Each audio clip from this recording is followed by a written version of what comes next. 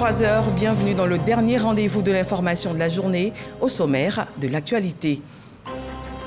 Le chef de l'État, Alassane Ouattara, a reçu en audience le président de la BADEA, Banque arabe pour le développement économique en Afrique. Cette institution évolue dans le secteur public et privé et ses dirigeants saluent les capacités de la Côte d'Ivoire à lever des fonds dans les conditions actuelles du marché des capitaux ainsi que l'excellence de ses performances macroéconomiques. Nous ferons un tour à Gli, dans le département de Guitry. Cette localité bénéficie de 3 écoles primaires publiques. 753 élèves y sont inscrits. Ces établissements scolaires, fruits d'un accord de partenariat signé le 27 avril 2023, vont contribuer à rapprocher les enfants de leur lieu d'habitation, mais surtout les éloigner des champs de cacao. Du 26 septembre au 7 octobre 2024, la Côte d'Ivoire organise la première édition de la Coupe du Monde de Maracana. À quelques heures du coup d'envoi de la compétition, les différentes délégations sont déjà sur place. Le point de nos équipes dans quelques instants. Merci de vous informer sur RTI 1. Il reconnaît les capacités de la Côte d'Ivoire à lever des fonds dans le secteur actuel des capitaux. Le président de la BADEA, Banque arabe pour le développement économique en Afrique, salue l'excellence des performances macroéconomiques d'Abidjan. Sidi Ould Tah a été reçu par Alassane Ouattara, chef de l'État ivoirien. Le compte rendu d'Alexis Ouedraogo. La BADEA, c'est la Banque arabe pour le développement économique en Afrique. Elle travaille à renforcer la coopération économique, financière et technique entre les pays africains et ceux arabes en soutenant leur développement. Ce mercredi, à la résidence présidentielle, Sidi Ould Tah, président de l'institution, a été reçu par le chef de l'État, Alassane Ouattara. L'entretien a été une opportunité pour faire un tour d'horizon sur l'état du portefeuille de la Banque arabe pour le développement économique en Afrique, BADEA en Côte d'Ivoire, portefeuille qui est diversifié et sain. Nous avons aussi reçu des orientations de son Excellence, Monsieur le Président de la République, par rapport aux priorités du gouvernement. Et nous allons nous atteler avec Madame le ministre du Plan à travailler ensemble avec les autres membres du gouvernement concernés pour davantage de ressources en faveur des logements sociaux, mais aussi l'appui au secteur agricole, au secteur de l'énergie et à Air Côte d'Ivoire. L'institution, qui travaille aussi bien dans le secteur public que privé, salue les capacités de la Côte d'Ivoire à lever des fonds dans les conditions actuelles du marché des capitaux, ainsi que l'excellence de ses performances macroéconomiques. C'était l'occasion pour moi de féliciter son Excellence pour les excellentes performances macroéconomiques de la République de Côte d'Ivoire et aussi sur la sortie du pays sur le marché financier international qui a ouvert la porte pour les autres pays africains. Et ensuite, féliciter son Excellence pour le rehaussement de la note souveraine de la Côte d'Ivoire qui traduit la confiance des agences de notation mais aussi des investisseurs internationaux dans le succès des politiques économiques menées par ces pays. Rappelons qu'en juillet 2023, la banque a accordé un prêt concessionnel de 45 milliards de francs CFA pour le programme de construction de 7500 logements économiques et sociaux à Abidjan, Bouaké et Yamoussoukro. Une autre rencontre, cette fois à New York aux États-Unis. Le vice-président de la République présent depuis le vendredi 20 septembre a eu un entretien ce mercredi avec le président de la République de Maurice. Des échanges en marge du débat général de la 79e session ordinaire de l'Assemblée générale de l'Organisation des Nations Unies. Plusieurs sujets d'intérêt commun ont été abordés durant cette rencontre. Le président mauricien salue la qualité des relations qui existent entre les deux pays et souhaite sa consolidation au niveau bilatéral et multilatéral. Notons que le ministre des Affaires étrangères, de l'intégration africaine et des Ivoiriens de l'extérieur était également présent à cette séance. Un tour à Gli, village situé dans la sous-préfecture de Dero-Didizo, dans le département de Guitry. Il dispose désormais de 3 écoles primaires publiques. Ces écoles vont faciliter la proximité des enfants vers leurs établissements et surtout les éloigner des champs de cacao. Les détails avec Sephora Zeki. Une école réhabilitée au village Gli 1, une autre école réhabilitée avec en plus la construction de bâtiments à Gli 2, un établissement scolaire avec une classe maternelle et primaire bâti à Gli 3. Les villages de Gli 1, 2 et 3 dans le département de Guitry font désormais partie du cercle des villages connectés à l'école grâce à l'action conjointe du CNS, Comité national de surveillance des actions de lutte contre la traite, l'exploitation et le travail des enfants, ICI et la compagnie Hershey. Maman, vous qui nous apprenez à toujours espérer, votre courage, votre force sont nos plus beaux exemples. Nous allons bien travailler à l'école afin de devenir de grands cadres de ce pays. Des infrastructures scolaires qui viennent renforcer l'accès des enfants à l'éducation. La Convention portait sur le renforcement de l'accès des enfants vivant en milieu de production du cacao à une éducation de base gratuite et de qualité. Hershey prenait ainsi l'engagement de construire une série d'infrastructures scolaires dans plusieurs communautés cacaoyères. Ce sont en effet 12 écoles primaires, soit 72 salles de classe, 1800 tables bancs, 12 forages, 12 bureaux du directeur, 72 latrines, 12 cantines, 12 batteries de cuisine et 6000 couverts qui seront ainsi remis pour la période 2023-2025. Travaillant aux côtés de la première dame Dominique Ouattara à l'épanouissement des enfants de Côte d'Ivoire, Patricia Sylvie Yao, députée maire de Guitry, sensibilise les parents à inscrire les enfants à l'école. Nous n'avons pas fait que construire des bâtiments de salles de classe. Nous avons accompagné cela de cantines scolaires pour maintenir nos enfants dans les salles de classe. Parce que tout le monde sait qu'un enfant qui a faim ne peut pas continuer l'école. Il y avait beaucoup de cas d'abandon d'école. Mais depuis que les salles de classe sont construites, avec des cantines, nos enfants sont maintenus à l'école. Des actions en faveur du développement du cadre scolaire seront davantage menées, une vision chère à la première dame Dominique Ouattara. Malheureusement, de nombreux enfants parcourent de longues distances pour se rendre à l'école sans garantie d'un repas, tandis que les conditions d'apprentissage restent souvent précaires. C'est cette réalité qui a amené le CNS et le CIM à faire de la construction d'infrastructures scolaires un axe prioritaire dans la lutte contre le travail des enfants en Côte d'Ivoire, avec un accent particulier sur le concept école intégrée qui inclut la construction de salles de classe, la réalisation des cantines, des logements pour les enseignants, essentiel pour garantir une éducation de qualité. L'école primaire publique Dominique Ouattara de Gli 3 est dotée de 6 salles de classe, un bâtiment pour la maternelle, une bibliothèque, une cantine, un bureau de directeur, 3 blocs de latrines de 2 cabines chacun et un forage à énergie solaire. Dans le même domaine, en marge de la 79e Assemblée générale de l'ONU, la ministre de l'Éducation nationale et de l'alphabétisation, Mariatou Koné, a pris part à un panel sur les bases d'une éducation solide. Cette table ronde, organisée par l'UNICEF, aborde les éléments essentiels garantissant un apprentissage de qualité pour tous les enfants. Le point avec Ami Sissoko, notre envoyé spécial.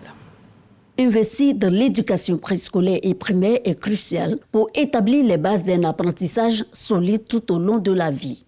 Ce panel le réaffirme. Organisé sous l'égide de l'UNICEF et de la Fondation Ampel à Manhattan, à New York, il vise à explorer les stratégies pour surmonter les défis éducatifs auxquels sont confrontés les enfants, en particulier ceux issus de milieux défavorisés.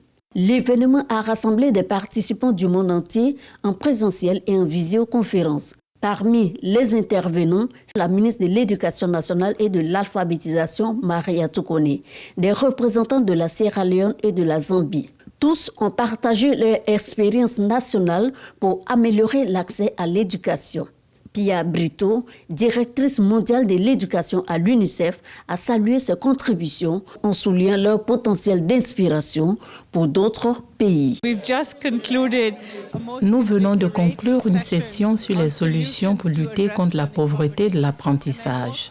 Nous applaudissons les réformes dans le domaine éducatif en Côte d'Ivoire et nous nous engageons à poursuivre notre partenariat avec le gouvernement ivoirien afin de faire du droit à l'apprentissage une réalité pour chaque enfant.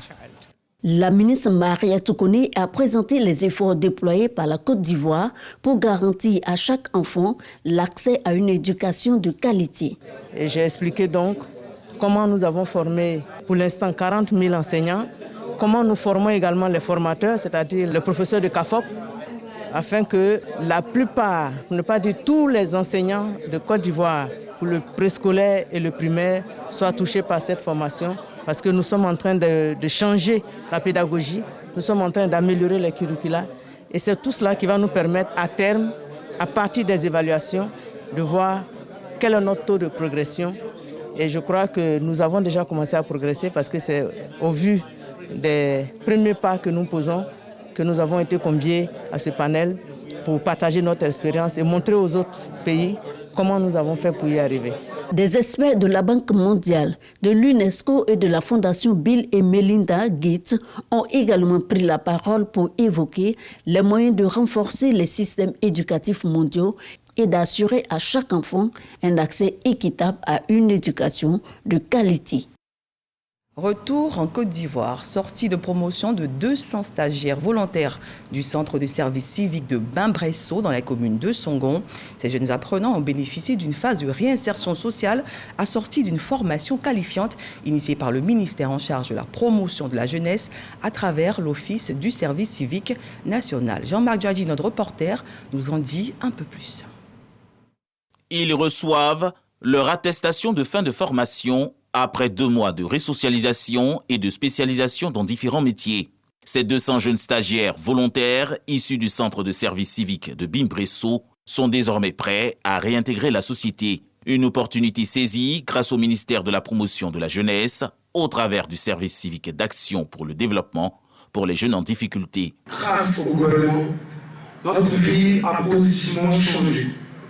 Nous avons abandonné nos mauvaises habitudes et nous avons repris espoir à la vie. La coopération française appuie la Côte d'Ivoire à travers l'Agence française de développement AFD. 15% des subventions allouées au pays sont réservées au pôle éducation, formation, emploi.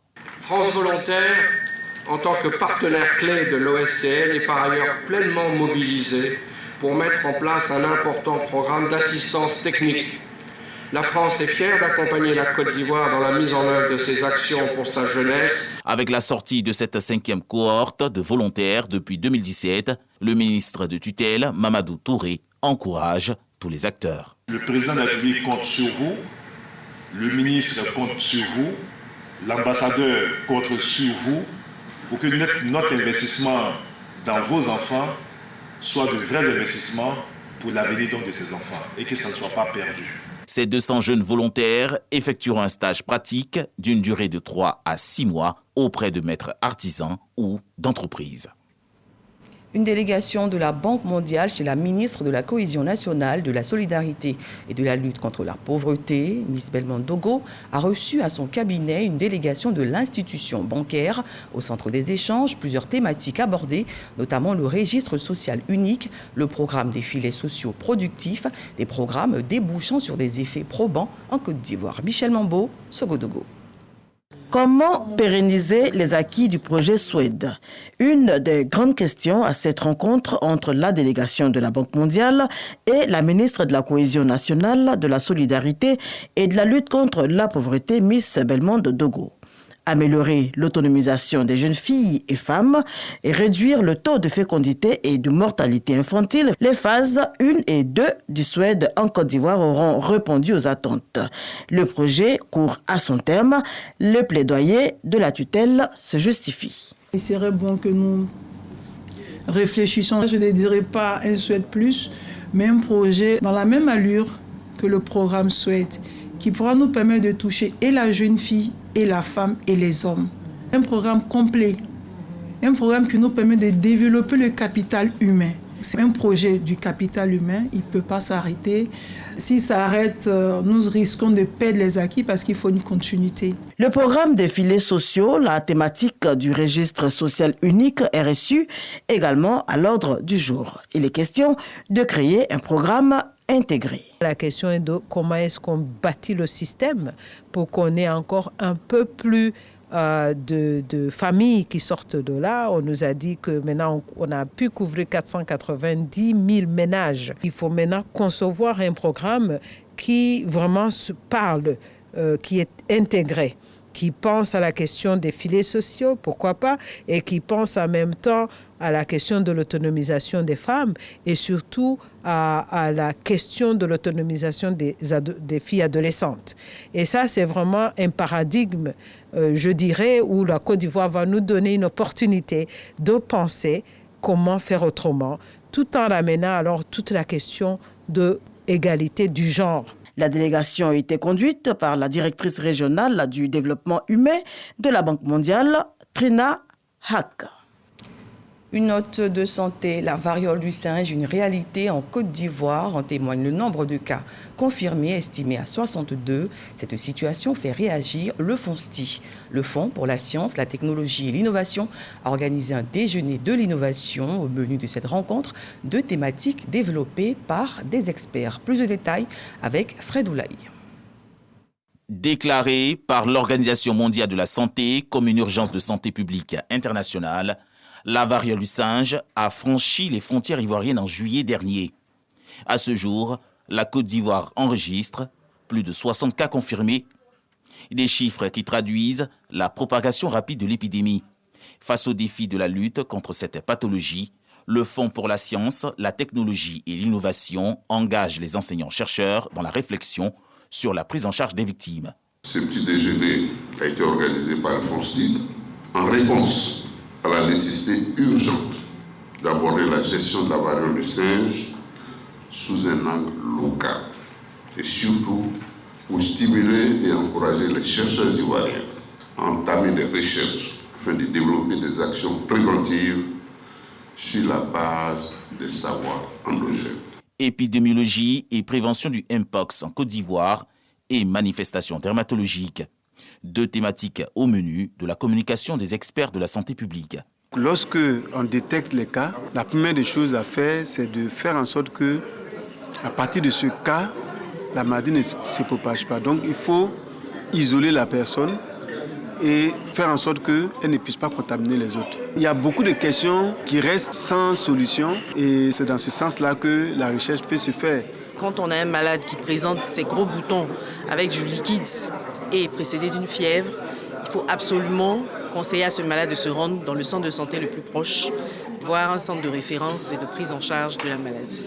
La variole du singe se transmet par les rapports sexuels, de la mère au fœtus, par les rapports sexuels pratiqués par les homosexuels et la consommation de la viande sauvage. Le FONSTI invite les scientifiques à s'investir pour des solutions concrètes contre cette épidémie. Toujours en santé, le bâtiment du service pédiatrie du CHR d'Aboville a été rénové après un incident. Il a été également équipé de bonbonnes d'oxygène pour quasiment tous les lits d'hospitalisation. Une bonne nouvelle constatée par le préfet de région de l'Anibi-Tiassa, Godefroy Okambawa. Délocalisé dans la salle de réunion logée au sein de l'unité de réanimation de l'hôpital après le sinistre, le service de pédiatrie du CHR d'Aboville rénové. Selon son directeur, les travaux ont consisté à changer toute la toiture, le plafonnage, à refaire la peinture et remplacer les portes ainsi que l'équipement. Cette réhabilitation, au-delà des beaux murs, nous sommes allés encore plus en profondeur en dotant le service de nombreuses sources d'oxygène afin que quasiment tous les lits en bénéficient. Nous avons amélioré les conditions de travail et d'hygiène au sein du service. Les agents sanitaires nous ont bien reçus. Le cadre est bon. Et on a constaté aussi que les salles étaient bien.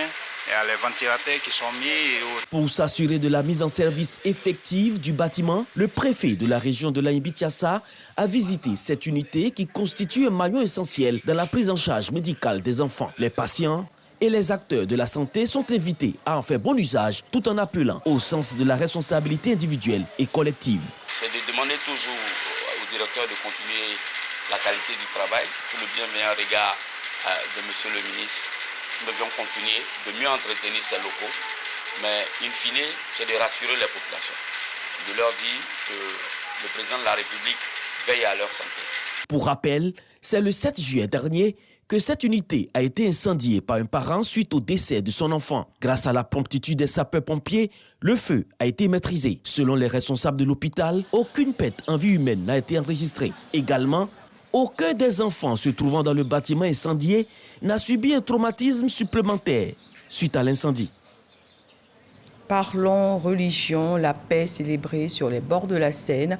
La 38e édition du Forum international sur la paix a ouvert ses portes le week-end dernier en présence de la ministre d'État Anne-Désirée Oloto. Objectif visé, chercher ensemble un chemin commun pour la paix dans le monde. Le reportage de Grace Kondo. Paris en France. 5000 participants venus des 4 coins du monde, dont la Côte d'Ivoire, représentée par la ministre d'État, ministre de la fonction publique et de la modernisation de l'administration, par ailleurs présidente du Conseil régional du Cavali, ont pris part à la 38e édition du Forum international sur la paix à l'initiative de la communauté catholique Saint-Égidio. Au cours d'un panel, la ministre d'État Anne-Désirée Oloto a partagé l'expérience de la Côte d'Ivoire en matière de paix sous le leadership du président de la République, Alassane Ouattara. Sous le leadership managérial du président Alassane Ouattara, disciple du président Félix Houphouët-Boigny en sa qualité de premier et unique premier ministre du magistère de Félix Houphouët-Boigny, nous avons su, après des décennies de crise et une guerre post-électorale 2010-2011, nous avons su remonter la pente et nous gérons avec responsabilité et rigueur la consolidation et la stabilité de la paix. Nous avons su instaurer une stratégie nationale basée sur le pardon et la réconciliation dans le cadre de la mise en œuvre de notre programme de société Vivre ensemble. La quête de la paix est une œuvre de longue haleine qui se complexifie davantage. Anne-Désirée Oloto a émis le vœu de voir ce type de rencontres se multiplier pour en tirer le maximum du partage d'expériences en matière de paix. Le Forum international sur la paix à Paris a duré 3 jours. Il s'est achevé par un appel du pape invitant toutes les religions à favoriser la fraternité et la paix. Un projet de coopération culturelle entre Abidjan et Paris, la rénovation du musée des civilisations de Côte d'Ivoire désormais effective, à la plus grande satisfaction des autorités et des acteurs de la culture. Au menu de ce projet, plusieurs axes, dont la réhabilitation du bâtiment central du musée des civilisations de Côte d'Ivoire pour accueillir le tambour ébrié, le Djidji Ayokwe, logé au musée du Quai Branly depuis 2006. Serge Pacom Didi, Jean-Marc Djadji. Françoise Remarque, ministre de la Culture et de la Francophonie, donne officiellement le coup d'envoi des travaux de réhabilitation du musée des civilisations de Côte d'Ivoire. Cela en présence de l'ambassadeur de France en Côte d'Ivoire et de la chefferie ébriée, dépositaire traditionnel du site. Ce projet de réhabilitation vise à moderniser ce joyau patrimonial et à améliorer les conditions de conservation et d'exposition de ces précieuses collections, notamment du Djidji Ayokwe, le tambour-parleur du peuple Adjan, dont le retour est imminent. Depuis que le projet a été lancé, notre communauté est un peu plus mise à l'exergue. Nous sommes heureux que le tambour revienne après plus de 100 ans. C'est une grande joie pour notre communauté. Rénovation des bâtiments, aménagement d'espaces modernes et interactifs et introduction de technologies de pointe sont entre autres les activités concernées par cette réhabilitation, la mise en récit du Djidji Ayokwe et l'organisation de colloques internationaux. Une sorte de retour de l'histoire, c'est le retour à l'histoire ancienne de la Côte d'Ivoire, à sa culture et à ses valeurs. Je voudrais exprimer ma gratitude au président de la République qui ne ménage aucun effort pour ces travaux et notamment dans le cadre de l'excellence de la coopération entre la France et la Côte d'Ivoire. Le président de la République s'implique beaucoup pour ce retour, ce premier retour du Djidji Ayokwe. La réouverture du musée après ces travaux est prévue pour février 2025. Dans l'actualité des parlementaires RHDP en mission, ces députés ont visité le camp des réfugiés de Nioro-Nigué dans le département de Ouangolo-Dougou, une initiative destinée au contrôle de l'action gouvernementale. Le reportage de Jean-Yves Zadi et Kader Sogodogo. Le groupe parlementaire RHDP à l'Assemblée nationale visite le camp de réfugiés de Nioro-Nigué dans le département de Ouangolo-Dougou. Il s'agit de s'imprégner de l'effectivité de la main tendue du peuple de Côte d'Ivoire à son peuple frère du Burkina Faso. Ces hommes et femmes qui ont fui la crise terroriste qui frappe de plein fouet le Burkina Faso pour se retrouver en Côte d'Ivoire. Cette action du groupe parlementaire RHDP à l'Assemblée nationale s'inscrit également dans sa mission régalienne, celle du contrôle de l'action gouvernementale. Une occasion saisie par le coordonnateur des activités opérationnelles d'assistance aux réfugiés d'exposer les objectifs de création des sites d'accueil aux réfugiés. En fin décembre 2021, la région du Tchologo accueillait déjà certains demandeurs d'asile, notamment dans la région de Sikolo, dans le département de Congo, qui les ont intégrés dans les communautés. Cela fuyant certaines affres de la crise, certains actes donc des groupes d'armées terroristes dans les pays voisins. C'est ainsi que le président de la République a bien voulu, dans sa magnanimité et dans sa plus grande œuvre humanitaire, voulu apporter une assistance à ces populations et nous a donc instruit au niveau du Conseil national de sécurité à l'effet d'apporter une réponse humanitaire et sécuritaire à travers un mécanisme qui allait donc être mis en place. Réfugiés, députés de la nation, tous rassurent que tout se passe bien sur place. Les élus de la nation mettent en avant la solidarité et l'hospitalité légendaire du peuple ivoirien, une promesse d'ailleurs du président de la République, celle d'accueillir sur son sol tous ceux qui sont en détresse. Un vibrant et mérité hommage au chef de l'État, son Excellence Alassane Ouattara, pour sa sagesse et sa quête permanente de recherche, de paix et de stabilité dans la sous-région. Pays de l'hospitalité, nous l'avons démontré déjà pendant la CAN, mais avec cela nous le démontrons encore, c'est digne de la Côte d'Ivoire. Mamadou Diawara, président du groupe parlementaire RHDP à l'Assemblée nationale, salue la grande hospitalité du chef de l'État. Nous sommes ébahis parce que ce que nous découvrons, c'est vraiment extraordinaire. Pour cela, nous remercions infiniment Monsieur le Président de la République qu'il continue ce genre d'action. Les populations étrangères qui arrivent, nous leur demandons de vivre en paix avec les autorités autochtones, respecter les coutumes, respecter les bonnes manières de vivre et être des personnes sérieuses. Des cartons d'huile, des sacs de riz offerts aux réfugiés par le groupe parlementaire RHDP à l'Assemblée nationale. Prochaine étape de la mission, la localité de Sikolo. Il s'agira de s'imprégner des problèmes liés à l'orpaillage clandestin, une situation qui met à mal l'économie dans cette région. Du sport pour terminer, la première édition de la Coupe du Monde de Maracana démarre demain, 26 septembre, et ce jusqu'au 7 octobre prochain. À quelques heures du coup d'envoi de la compétition, les différentes délégations, dont la Jamaïque et le Brésil, sont déjà en Côte d'Ivoire. Moyabi Diabaté. Conformément au programme d'arrivée des équipes participantes à la Coupe du Monde de Maracana, dévoilé sur le site de la Fédération internationale de la discipline, la Jamaïque et le Brésil ont foulé le sol ivoirien ce mercredi. Franchement, très heureux de venir participer à la première édition de la Coupe du Monde. Voilà, et ça fait près d'une semaine, nous sommes en train de préparer cela. Et par la grâce de Dieu, nous sommes arrivés et tout se passe bien pour l'instant. L'objectif, c'est de remporter la Coupe. Et c'est de marquer notre temps, surtout, parce que c'est notre première participation. Et on est prêts. On va faire vibrer la Côte d'Ivoire. Nous sommes contents, très contents pour venir ici. C'est la première fois que le Brésil va participer à Coupe comme ça. Alors c'est bon pour nous, nous allons apprendre. Ça, c'est vraiment très intéressant pour nous, pour le futur, travailler beaucoup pour montrer plus et plus. C'est bon pour nous.